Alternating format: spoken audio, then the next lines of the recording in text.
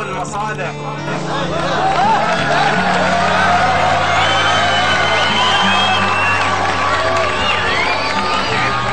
شنو هالمبالغ هاي كذا خاطروها من المصالح؟ طلب من الاخوة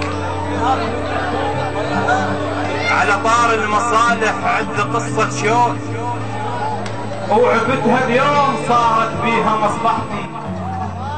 كنت عاشق بنية ومن طرف مستور خيالي ما قلت لأولاد رجتي. المهم شكت بوضع وصرنا هوش احباب والثانيين هي قباض مدرستي.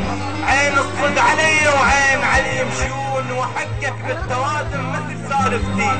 سنة عاشقها ما حاكيتها بحرفين بعلي وقباضها ما حركت شفتي.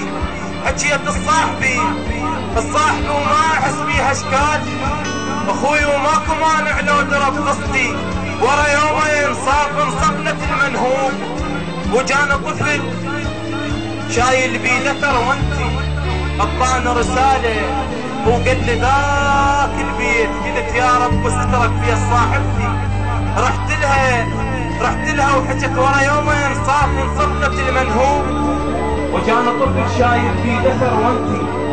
اعطاني رسالة وقال لي ذاك البيت. قلت يا رب استرك في صاحبتي. رحت لها وحكت من ورا الباب وياي وقالت يا عشقتك عوف مشكلتي.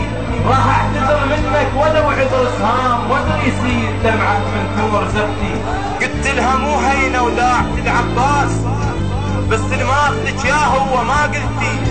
سكتت وحصت طبعت كلمة ما تحكين. قال صاحبك. قلت لها اختي. قال صاحبك. قلت لها